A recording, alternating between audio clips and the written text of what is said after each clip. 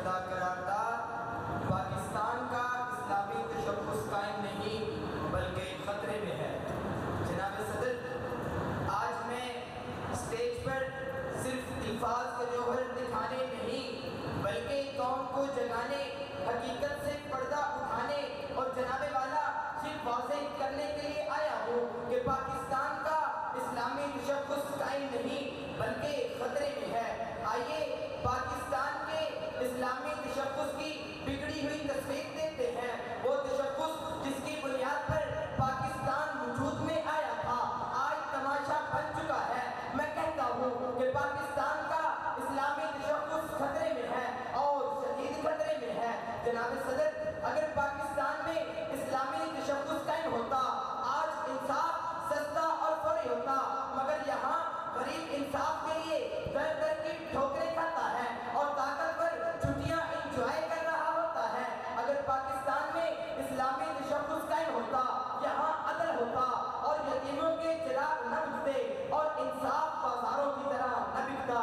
جناب صدر، اسلامی تشخص صرف اذانوں سے نہیں بلکہ نسلوں کی تربیت سے قائم رہتا ہے، لیکن آج ہمارے تعلیمی ادارے اسلامی اقدار کا قلعہ نہیں بلکہ مغربی تہذیب کے غلام بن چکے ہیں۔ کتاب میں لکھا ہے تو سچ بولنا عبادت ہے، مگر آج کے دور میں استاد کا جھٹلانا ایک فیشن بن چکا ہے۔ صدر عالی مقام میڈیا جو ایک قوم کو ذہین بناتا ہے آج ذہین کو فن آلود کر رہا ہے۔ فیشن، بے حیائی، فحاشی، بریانی، سکین پر بے حیائی کی چادر اتاری جا رہی ہے۔ جناب والا، یہ قوم کہاں جا رہی ہے؟ یہ تہذیب کیوں مر رہی ہے؟ جو دین ہمیں سچائی، وعدہ وفا، اخلاص سکھاتا تھا آج اسی دن کو سیاست کے کھیل میں استعمال کیا جا رہا ہے، جہاں وعدے کتابی اور عمل مکہ رسا۔ جناب والا، جہاں وعدے کتابی اور عمل مکہ رسا، یہ کیسا دین ہے جو اقتدار کے در پہ جھک گیا؟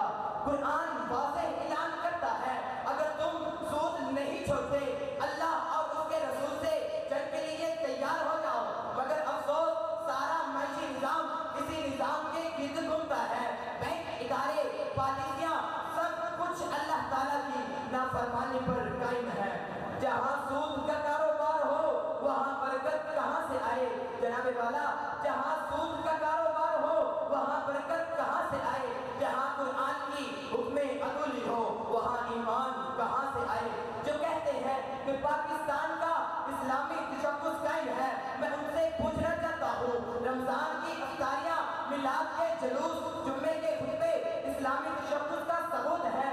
نہیں جناب، اسلام صرف عبادات کا نام نہیں، یہ تو عدل، تعلیم، سیاست، معیشت، ہر شعبہ زندگی کا نظام ہے۔ جناب والا، جب یہ نظام قائم ہو تو پاکستان کا اسلامی تشخص کیسے قائم رہ سکتا ہے؟ جناب صدر، پاکستان کا اسلامی تشخص نغموں، ترانوں میں قید ہو چکا ہے، لیکن ہمارا کردار، ہمارا نظام چیخ چیخ کر گواہی دے رہا ہے کہ پاکستان کا اسلامی تشخص خطرے میں ہے۔